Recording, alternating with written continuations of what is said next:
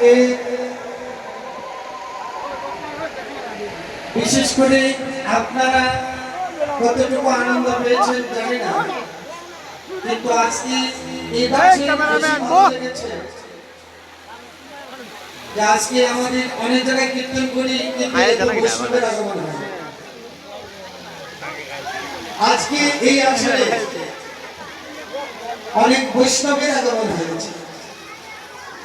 তাই এই দাসের পুরো বিশ্বাস যে বৈষ্ণবের সাথে শুধু বৈষ্ণবগণ নয়, এখানে আমাদের মহাপ্রভু এসেছে, মহাপ্রভু বিদ্যমান আছে।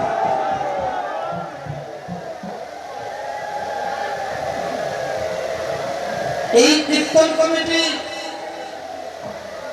হতে পারে তাদের একটু আর্থিক অবস্থা দুর্বল,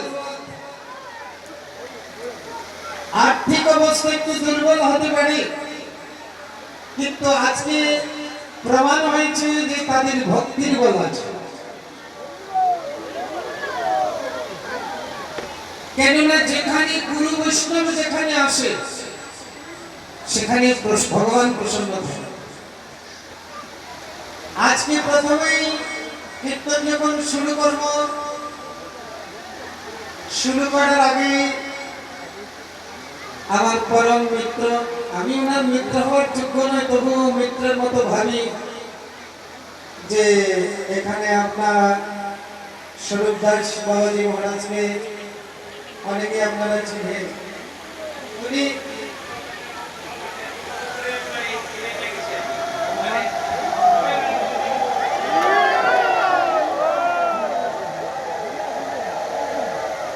ওনার একটা সরলতা উদারতা আছে।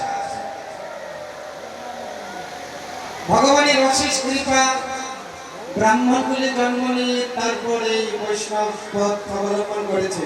এ তো কোটিতে কোটি হয়, 1 কোটি মানুষের মধ্যে এরকম ব্রাহ্মণ কুল অবলম্বন করে বৈষ্ণব পথে যাওয়া। ইনি যেমন, যদিও উনি উচ্চ কুলে জন্ম, তবু এ দাসকে মিত্রের মতোই ভাবে, আমিও ওনাকে মিত্রের মতোই ভাবি। যদিও আমার যোগ্যতা নেই, তবু ভালোবাসা তার যোগ্য অযোগ্যের বিচার করে না, এটা হয়েছে ব্যাপার।